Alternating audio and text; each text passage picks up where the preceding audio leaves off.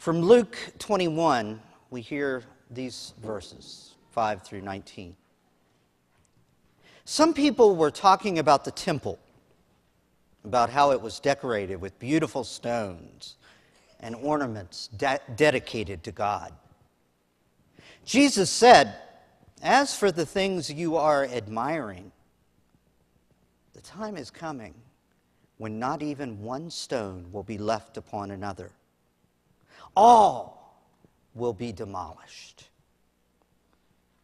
They asked him, "Teacher, when will these things happen? What sign will show that these things are about to happen?" Jesus said, "Watch out that you aren't deceived. Many will come in my name saying, 'I'm the one,' and 'it's fine.' Don't follow them. When you hear of wars and rebellions, don't be alarmed. These things must happen first, but the end won't happen immediately." Then Jesus said to them, "Nations and kingdoms will fight against each other. There will be great earthquakes, wide-scale food shortages, and epidemics.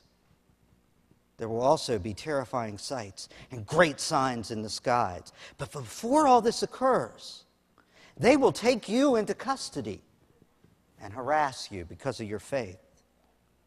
They will hand you over to synagogues and prisons, and you will be brought before kings and governors because of my name. This will provide you with an opportunity to testify. Make up your minds not to prepare your defense in advance. I'll give you words and wisdom that none of your opponents will be able to counter or contradict. You will be betrayed by your parents, brothers, sisters, relatives, and friends. They will execute some of you. Everyone will hate you because of my name.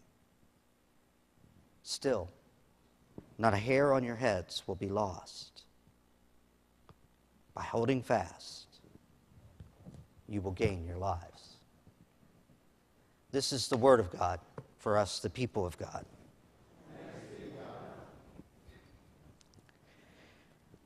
There was a king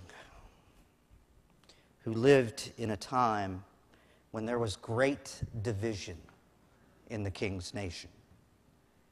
People were fighting with one another within the realms of the kingdom.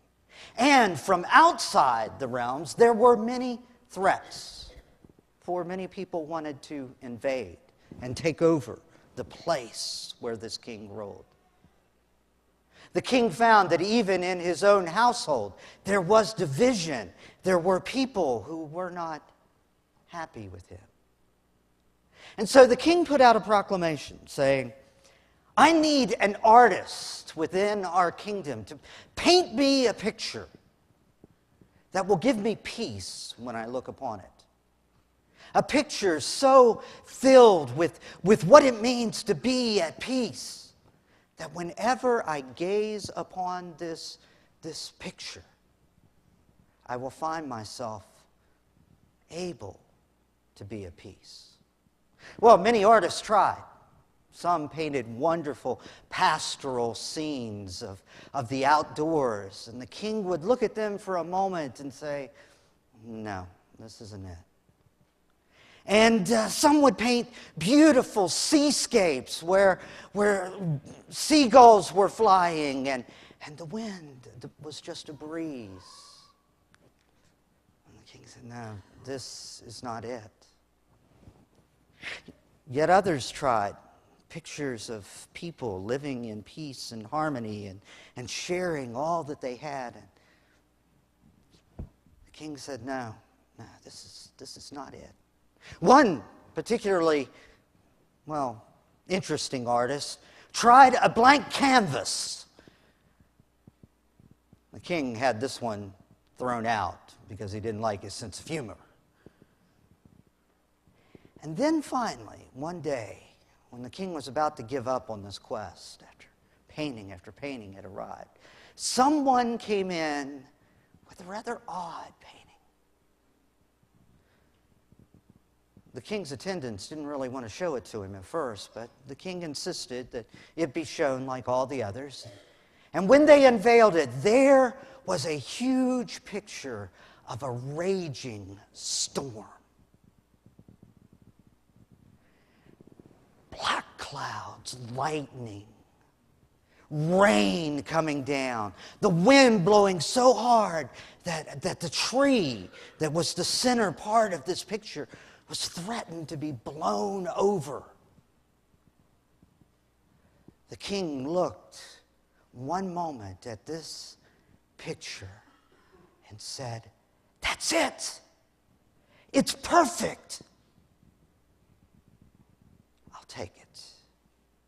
And he had the picture put up in his throne room, and every day he would look at it. The attendants, however, were puzzled. Everyone that was there was kind of puzzled, except for the artist and the king. They couldn't figure it out. Eventually, someone had the courage to ask the king, "King, what is it about this storm that is this picture of a storm that brings you such peace?" The king said back to the attendant, "Don't you see it?" He said, "No." He said, "You're kidding me. I can't miss it." "No, what is it?" And the king said, there, towards the top, sheltered by a few branches of the tree. Don't you see that bird singing sweetly?" And when it was pointed out to them, they did see it. The king said, "It was the first thing I saw. Because I'm surrounded by so much of a tempest, I guess I looked for the peace, and I hardly noticed the storm that was there.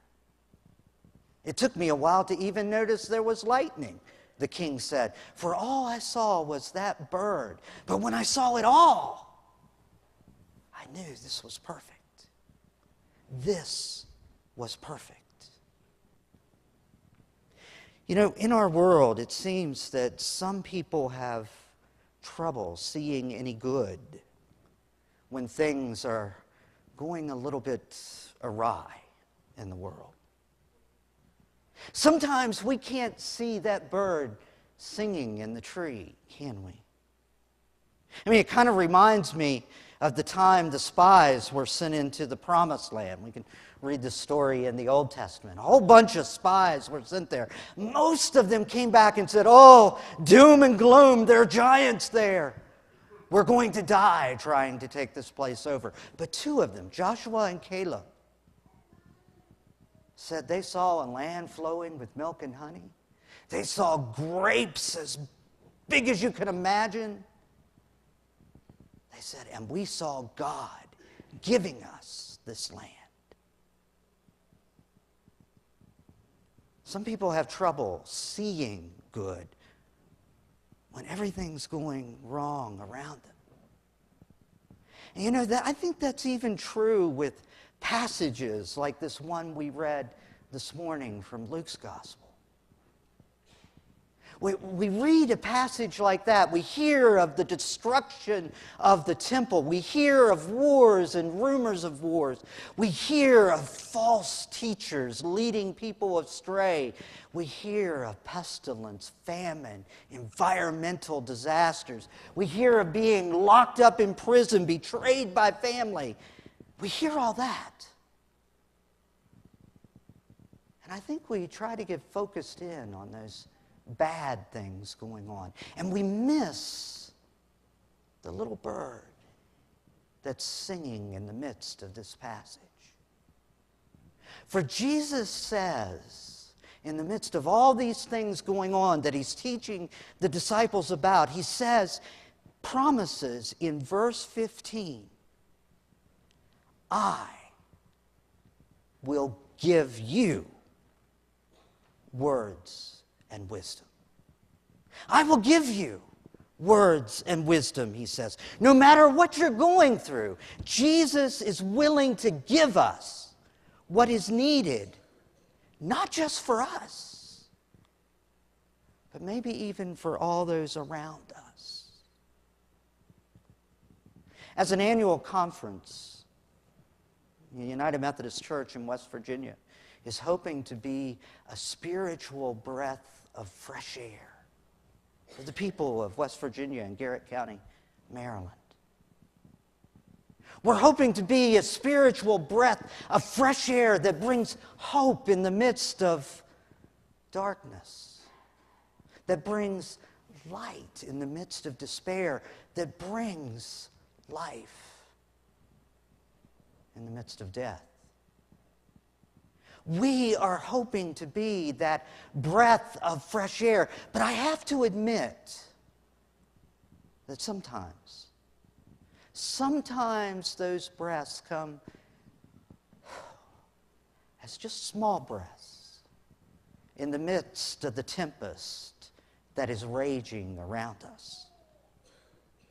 Especially in times like what we live.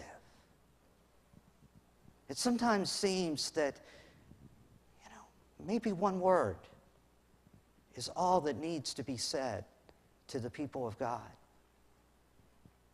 Peace, or love, or light.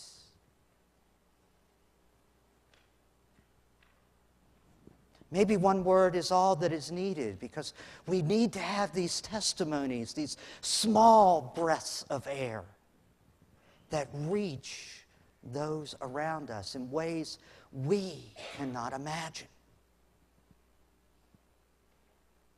I remember one time going with a pastor who was a superintendent at the time.